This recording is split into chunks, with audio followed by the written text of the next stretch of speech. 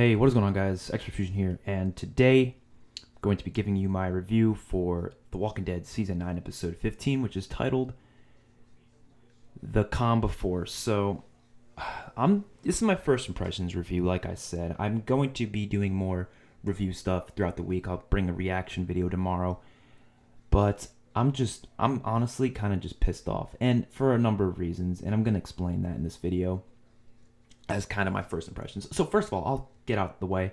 This episode was incredible. Beautifully directed, beautiful soundtrack, well done acting, writing, okay, for the most part, the writing was all really good. Honestly, it's probably a top 10 episode for me. But that's not what I'm pissed off about. It's not the episode. It's the choices for the Pikes. Now, I don't want to blame a whole season or a whole episode just because I'm not a fan of who died. I'm not like those Carl fanboys, fangirls, or whatever, who freaked out when Carl died and said the whole entire season 8 sucked. They said that whole episode sucked because Carl died in it. They said Gimple sucks, and they said The Walking Dead sucks. I'm not going to do that. But the people they chose on this Pike are just not well chosen, in my opinion. They aren't who should be getting the Pikes. Now, who am I to say, right? They're the writers. I'm not the writer. Who am I to say? This is just my opinion. Look, it's just my opinion. But I'm going to be honest, each and every one of those Pike victims, other than aside from 2 or 3, I think are just horrible picks. And look, I don't want to bash Angela or anything because she's doing a good job, right? But I can't just let this go because it is a problem. These characters who died should not have died. A lot of them should not have died in this way because they don't fit this death. Some of them do, yes. Some of them don't. I want to do a video breaking down each and every one of the characters who died on the Pikes and kind of explaining what purpose that might serve for the story for that character to die. That's what I was going to do, but now I feel like I can't do that because a lot of the characters don't serve a purpose at all. At all. They don't. They're just there because to fill out the Pikes because they don't want to put characters, I guess, that people like or something. Because, you know what's the trend here? A lot of the characters they put on these Pikes are characters that most of fans just hate. Tara, people hate Tara. Henry, people hate Henry. Enid, people don't really care about. A lot of characters that just people bash on a lot. And I think the writers knew that, and they wanted to play it safe, so they gave us characters that a lot of people don't like, but that's not how you're supposed to do it. You're supposed to do it like what happened in season 7, where Glenn and Abraham died, because those characters impacted everyone. It fits so well. It impacted the audience as well. That's what made that so beautiful. This episode, beautifully directed, beautifully acted, everything was so good. But the choices, the impact wasn't there. For a comic book reader, you were sitting there just hoping for it to be as impactful as the comics, but it wasn't. It just wasn't. And I felt more pissed than anything, mainly for one character specifically. First of all, Ozzy and his buddy. Why? What was the point of that? To get the Highwaymen to want to fight the Whisperers, I guess. But why do you have to kill off 2 of them? Right? You couldn't just kill off one of them? Just kill off Ozzy? Because the other one, we don't even know the guy's name. How many people do you think were watching there and were looking at that being like, okay, I don't know who the hell that is. So that's a problem in its own right.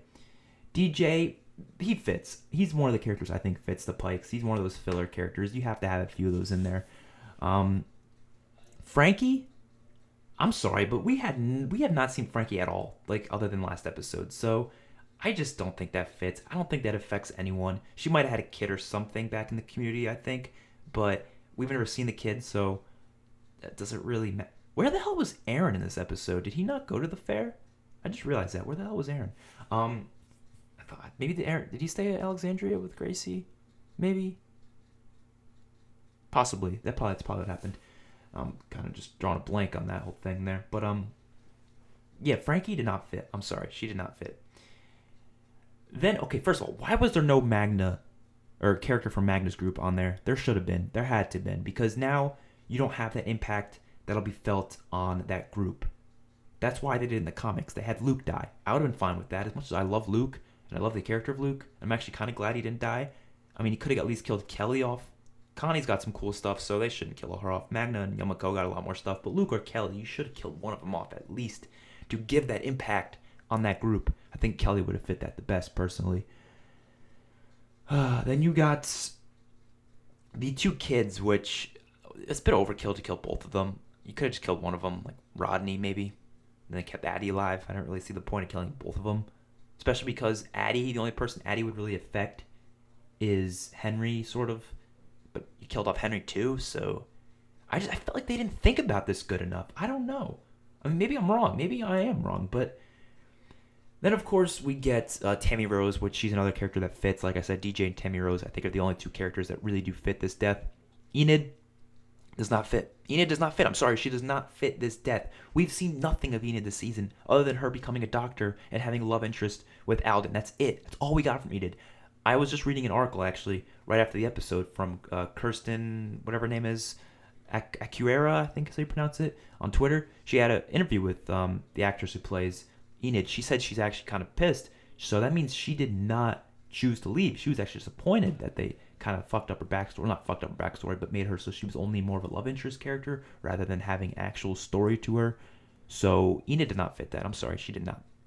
Tara, they could have made Tara work. I think Tara does actually kind of work. As much as I love Tara, I do think she kind of fits to a degree, but she would have fit better if they gave her more development throughout the season, but they just didn't. They did not bother with her because why bother, right? And then Henry. Henry does not fit this death at all. I'm sorry, he does not. Look, I love Ezekiel, but he should have died instead. Henry is the character who caused the Pikes. He's the reason the Pikes happened. He is the root cause of it all because he decided to go out there and find Lydia, and that caused this whole situation, right? When a character causes something to happen, this is writing 101. When a character causes something to happen, you need to allow them to live with the consequences and feel guilt about it, especially if he's a main character. Not die alongside everyone that dies with him, because it just takes away that potential impact on the character. Henry has so much potential, and I think I'm pissed more because he took over Carl's arc, and I was pissed off when Carl died, but I got over it because I realized, you know what, there's replacements. Chandler Riggs isn't the best actor in the world. Maybe we'll see some better replacements, and we got that. Matt Lintz is amazing at Henry, and he was a really good job being this love interest with Lydia. But no, let's just get rid of it. Let's just use Henry to start the Whisperer situation, and then we'll just get rid of him because we don't need him anymore. Whose idea was that? I'm sorry, but whose idea was that? It's ludicrous. It's idiotic. I don't see the reasoning behind it. Now, maybe the actor wanted to leave. I don't know. I haven't done research into it yet. But I just don't get it. And there's rumors of Ezekiel leaving next season, so if he was going to leave next season anyways, why not just kill him off here and then have Henry live? Because he has potential. It's repetitive too, because I made a video about this before. And the choice for the Pikes is not the only thing that pisses me off, right? That pisses me off, but that's not the only thing that pisses me off. You know what pisses me off even more? Spoilers. Why the fuck can't AMC get their shit together and stop allowing spoilers to get out? I don't know why they can't do that. And I don't know why the Spoiling Dead fans have to be a bunch of shitbags and have to ruin it for everybody else. I don't know why they have to do it. And I don't know why people who go onto there have to spread the spoilers on Twitter, spread them on YouTube comment sections. That's why I didn't want to do that Pike prediction video, because I knew people were going to just comment their Pike predictions, which are really just spoilers, or blatantly say this is who's going to die. You're ruining it for everybody else. You're ruining it for me. You're ruining it for tons of people who want to be surprised. You're ruining it for the people who create the show and put these things together. Because you know, sure as hell, they chose these Pike predictions, or not these Pike predictions, they chose these Pike deaths because they wanted to be unpredictable. They wanted Henry to be unpredictable. They didn't want to put Ezekiel there because they knew that happened in the comics. We can't be predictable. No, you could have made it work. You could have. You did a good job at making it feel like, okay, Henry might be dying. And then you bam, and then you give us Ezekiel. That would have worked so well. It would have. Just like Glenn. Glenn would have been predictable to die by Abraham, right? Not die by Abraham, die by Negan. But you know what they did? They made it so Abraham died first. That was perfect. Because then we all thought, oh, Glenn is safe. And then boom, he gets the bat. That's how it should be. It could have been like that with Ezekiel. You could have made us think Ezekiel was going to live, and then you could have, boom, got him. Rosita, yeah, I don't think she should have died. I'm actually glad she didn't. But these Pikes just, they don't fit, man.